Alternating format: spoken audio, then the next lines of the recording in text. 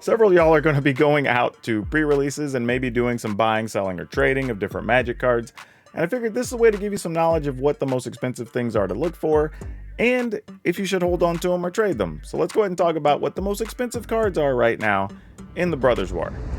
Now I want to say, nothing in this video is going to be anything other than just, this card is this much money, and kind of how I feel or speculate on whether I think it's going to be competitive, not, whatever. So let's start here with Arcane Proxy. Like, this card is a 7 colorless 4/3. When it comes into play, you can choose a target instant or sorcery in the graveyard that mana value is less than or equal to the power of this card, and you can play a copy of that card without paying its cost. Or you could play it for the prototype cost of a colorless blue for a 2/1. I would assume more often than not, playing it for the 3 costs to get a 2/1 isn't going to be great, because most things you're going to play out of the graveyard are going to have value at 2. I mean, maybe like a Fading Hope or something early on.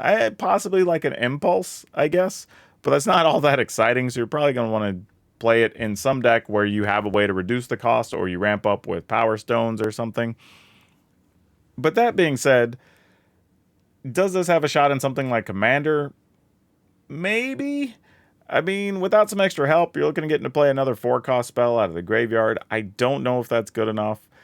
It's possible that if you have some type of flicker effect where, like, you're removing it from play and putting it back into play, then you get to reuse the ability multiple times, and that's actually pretty sweet. I don't have a problem with that. There is also a very weird small interaction here where you could, let's say you had some type of 2-mana flicker effect in the graveyard. You could play this for 3 as a 2/1. It'll play the free flicker effect, right? Exiling this, because you could target itself and then put it back into play. And now you get to a 4/3 and you get to play a bigger spell out of your graveyard, right? Like, that's a quirky thing that you could do, but not very common. That being said, this card's been all over the place during pre-order season. It's been as low as $8, as high as $13, currently settling in somewhere in the $9 to $10 range. Personally, unless you already like this style of card and you think you're going to play it, I would probably be trading it. I think if you can get $10 for it right now, is probably not unreal. I don't know, like, off the top of my head, many places this is going to work. I think I've seen too many people comparing this to something like a Snapcaster Mage, and the difference between this and Snapcaster Mage is that Snapcaster Mage has Flash. That is a very big deal because it lets you play some of the counter spells out of your graveyard that you're not going to be able to do with this. So without a lot of extra help or the deck built around it, I don't think this is as good as people want it to be. I hope I'm wrong on this card, because I'd like to see it be the type of card that does some cool, quirky things. But yeah, I would probably be trading these at that $10 value if somebody wanted it. Right, Portal to Phyrexia. It's a 9-mana artifact. When it comes into play, each opponent sacrifices 3 creatures. Then at the beginning of your upkeep, target creature card in your graveyard, you get to put it into play under your control, and it's a Phyrexian in addition to its other types. This card currently is going somewhere around the $12 range, and I think that's a fair price for this. This is the type of card, though, I will admit that I think has a lot of value in Commander, and I think that could keep the value of this card up pretty high. Just getting free stuff from the graveyard every turn is actually really good. I mean, think of something like the original Shieldred, right? Where people had to sacrifice things and then you were getting a thing back. This is kind of like that, only the sacrifice all happens at the same time up front, and then you get to start getting stuff out of your graveyard. Admittedly, this is more expensive than a Shieldred. However, it is all colorless mana, which means 2 things. One, in Standard, it may or may not have an opportunity, again, depending on how much we get out of Power Stones or whatever. But this could go into any deck in Commander, which is the other side of that, right? So I think this might actually be a real value at the $12. It could be as high as 15 or 20, depending on how it catches on and how people enjoy playing it in the format. But this is one of those ones, as much as I don't like telling people to speculate, that I think as the set goes further down and less gets opened, and eventually rotates from Standard, this could be one of those cards that has good long-term value. So if you expect to play with it, I would go ahead and hold on to it. I don't think trading it at 12 is terrible, but I do think this has an even higher upside. So yeah, this is a good one to open and score, and if you plan to use it, I'd just hold on to it. Diabolic Intent. This is a 2-mana sorcery that you sacrifice a creature, then you search your library for a card, you put it into your hand. Nice and simple. This is a reprint, so there are other versions that are available. However, all the other versions, I believe, clock in at about $30, $100, and $20 to $25. So you're not going to find these too cheap in other versions. This will probably lead to a couple of those coming down in price a little bit. However, the Plane Chase one probably stays high because it's just old and you're going to have a hard time finding an original. But this started out at 18 bucks in pre-order season and came down to 12, and I think we're getting to the range that it's probably going to hang out at. I would see it having a floor of probably around $10. Again, mostly because I think it can still be used in multiple formats. It's good in Commander. It hasn't really been available to be played with in something like Pioneer. So depending on where those decks go and want to play this could be an option there. And if it does show up in, let's say, 3 formats or 4 formats at the same time, then this card could actually go higher. So I don't think there's anything wrong with picking these up, actually, if you want one at the price. If you can get it at 10 bucks, that's outstanding. But at $12, I think it's probably fair. I feel like it's already settling in kind of at the price we're going to see it at for a couple of months, but it does still have room to grow, and the ceiling, while not exceptionally high on this one, is still probably about as much as 25 to 30% higher. All right, Mishra claimed by Gix. It's 2 colorless, black-red for a 3/5 Phyrexian human artificer legendary creature. Whenever you attack, each opponent loses life, and you gain life where X is the number of attacking creatures. If Mishra claimed by Gix is a creature named and a creature named Phyrexian Dragon Engine are attacking, and you both own and control them, exile them, and then meld them into a big dumb creature, right? I think this is, I guess, into a big planeswalker. The thing I'll say about this card is I don't think on its own it's great. Like a 4-mana 3/5 that you kind of get to drain your opponent for a couple of points, unless you have some crazy way to make a bunch of things with haste all at the same time. Obviously, that's good. But not necessarily the card you want to be playing on your own. Now, I will say, the Dragon Engine, the Phyrexian Dragon Engine, is a reasonable card. It's a 3-mana 2/2 with double strike, so it could just get played on its own. It's not exciting, but reasonable. If you have that, and then on curve, you're able to play a Mishra, and then you attack with both of them the next turn, amazing. Magic Christmas land. However, both of them being alive and your opponent not doing stuff to you in between, where is pretty small chances. So I think this is good if it is in that deck and you can play it, but I don't think on its own it's the card we necessarily want. Now, is there a way to play this as a commander and take advantage of it? It's possible, but not something I would be excited about. It came out early at 25 bucks, and I believe it's already settled down at around $12. I think there's still more room for this to drop. I think the floor is still a bit lower. I could see this getting down to around even $6, maybe half of where it is now, but realistically, even 7 or 8, I don't think is unreasonable. So, yeah, I would probably trade this if somebody was interested, especially if you could get it on the higher side at somewhere around $14 or $15 in trade. I'd probably be moving on this one. Awaken the Woods. X green green. It's a sorcery. Create X 1/1 green forest dryad land creature tokens.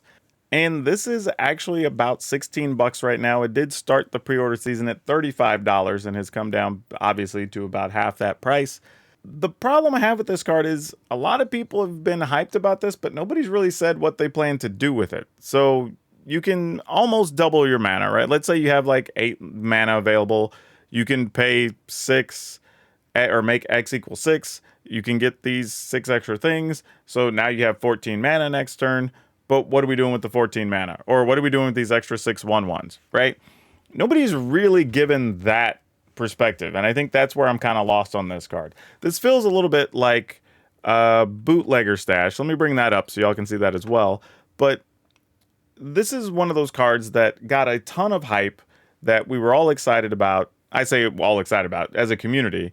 But then we really haven't seen this go anywhere. And I believe this started out at around 20. Actually, even at release, I think this was around $20 last season and has already come back down. You can find these as cheap as $5 or $6 in a lot of places. And I think it's because this really never materialized into anything. While you can make a ton of extra mana, nobody really kind of had a plan for what they were going to do with all this extra treasure. So, unfortunately, I think this is kind of in that same boat, right? This is one of those cards that I think Awaken the Woods, Bootlegger Stash, feels very similar. Yeah, 16 bucks isn't crazy, but I'm probably trading mine at $16 and I'm not going to feel too bad about it. If it goes up later, I'm willing to deal with that because I feel like it's going to drop before it goes higher. Phyrexian Fleshgorger. It's a 7 colorless 7/5 menace lifelink ward. Pay life equal to Phyrexian Fleshgorger's power, which still sounds crazy when you say it out loud. It is a Phyrexian worm artifact creature. It has prototype. You can play for a colorless black and get a 3/3 creature.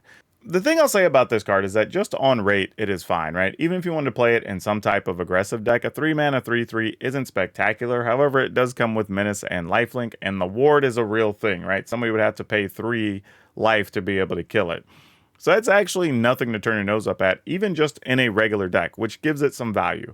Then you have the other side of that late in the game, you do get this 7/5 Menace Lifelink that somebody would have to pay 7 to target and kill. That's nothing to turn your nose up at either. Like, that's a real problem.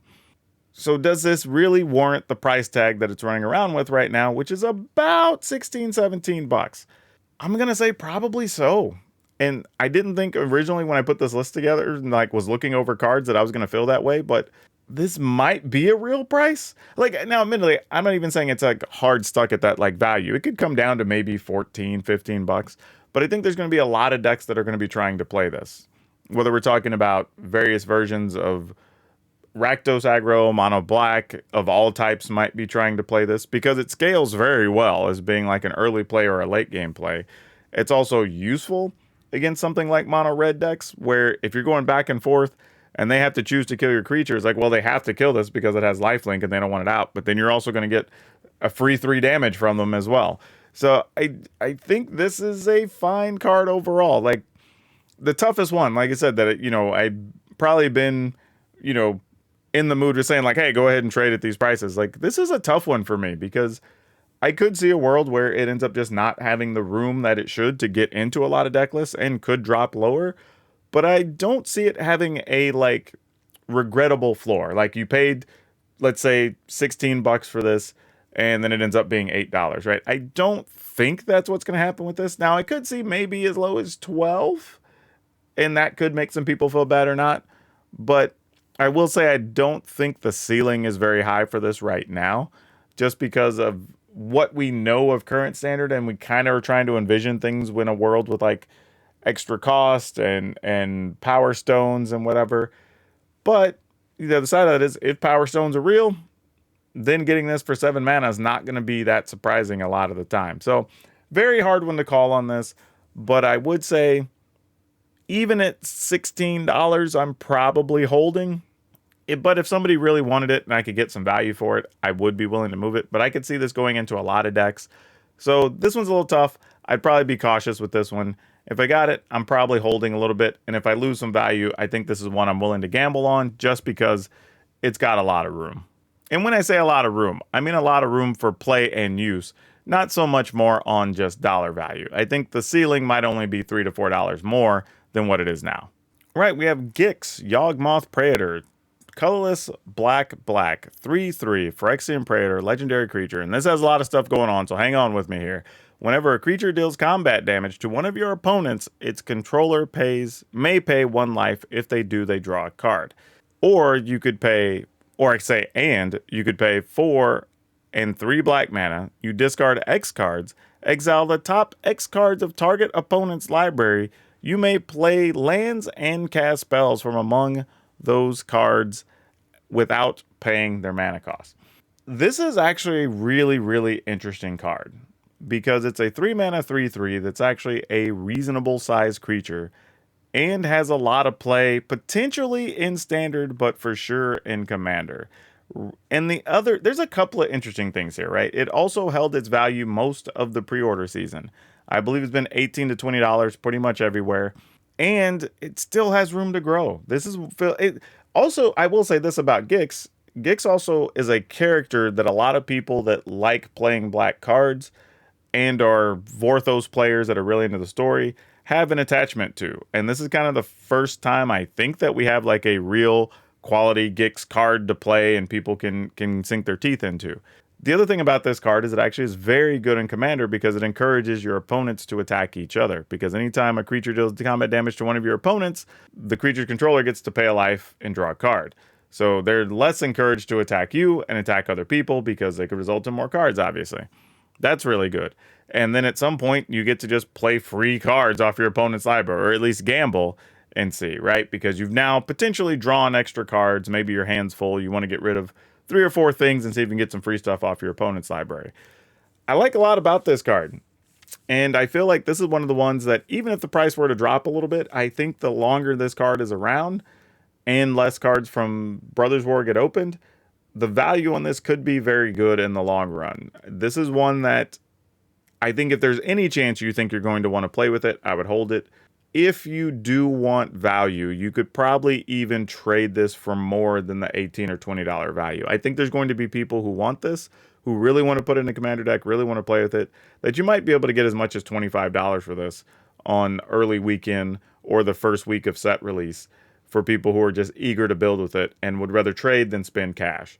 So yeah, I think this is, even though it's at $20 or in the ballpark, 18 bucks, like, I don't think that's even the possibly high end of what you could get for this. This card has a lot going for it, and I think we're going to see this in a few different decks. Definitely going to see it in a lot of commander stuff, and that can do a lot to push the price of a card. So, like I said, also the fact that it's held the value through the entire pre-order season is not something we've really seen with a lot of these other cards. So, yeah, this one's a weird one, but I think the upside, this still has room to grow. I think the ceiling's still definitely higher than where it is now. Teferi, Temporal Pilgrim. It's a 3 blue, 4 loyalty, legendary planeswalker Teferi. Whenever you draw a card, you get to put a loyalty counter on it. You can pay 0 to draw a card, which is obviously add 1 loyalty counter. You can -2, create a 2/2 blue spirit creature token with vigilance, and whenever you draw a card, put a +1/+1 counter on it. Or you can -12, target opponent chooses a permanent they control and returns it to the owner's hand. Then they shuffle each non-land permanent they control into its owner's library. So yeah, this is a very interesting card because it has a very large potential upside, especially considering just any time you draw a card, you get to add a loyalty counter to it, right? That gives it a weird bit of flexibility that we haven't seen on other planeswalkers. I will say this card started out very high at $45 to $50 in a lot of places and quickly dropped. I think it only, on a lot of sites over the course of 48 hours, it came all the way down to like $22, $23, and it's since consequently dropped all the way down to $20. It's possible this card goes even lower than that. I would probably trade this at $20 to $25 if somebody would give it to me. I think the floor on this is probably $12-ish. I think my issue right now is I'm having a hard time seeing where, while I do think this is a very powerful card and has some really good abilities, I think if everybody's building soldiers and mono blue tempo like we've seen, and mono black, and we're seeing Power Stone based decks or whatever, none of those really seem to be the type of decks that have room for Teferi. So you would need something like a true blue-white control to really take hold. And not only that, you would need that deck to also be popular. So a lot of people would need this. And they would want to be playing more than like 2 copies of it, right? So it's got a lot of limiting factors here, I think, that are going to keep the price in check. So I would probably be moving these this weekend at the $20-ish range, $25 if somebody would give it to me, and not feel too upset about it. And if the card happens to go higher, so be it. I wouldn't be too upset about it. That means that like the metagame just took a shift that none of us saw coming, and you have to be okay with that sometimes. But this is one I'm probably willing to let go at that price because I think the floor is probably about 60 to 70% less. Maybe not that much, but at least 40% less, and get you down to about the $12-ish range. Probably feels a lot more reasonable for this type of card. All right, we've got Myrel, Shield of Argive, 3 colorless and a white for a 3/4 legendary creature human soldier. During your turn, your opponents can't cast spells or activate abilities of artifacts, creatures, or enchantments. Basically, they can't do much of anything on your turn. And then, whenever Myrel, Shield of Argive, attacks, create X/1/1 colorless soldier artifact creature tokens, where X is the number of soldiers you control. Yeah, this card's really, really damn good, y'all. I mean, there's really no way around it. This is also a card that I believe started at $20 on most pre-orders and has actually come up a bit, where several of the others have actually dropped down some. So now I think the lowest you're going to be able to find this is 20, and I've seen it as high as like 24 on some sites. And honestly, this may not even be the highest this card's going to go.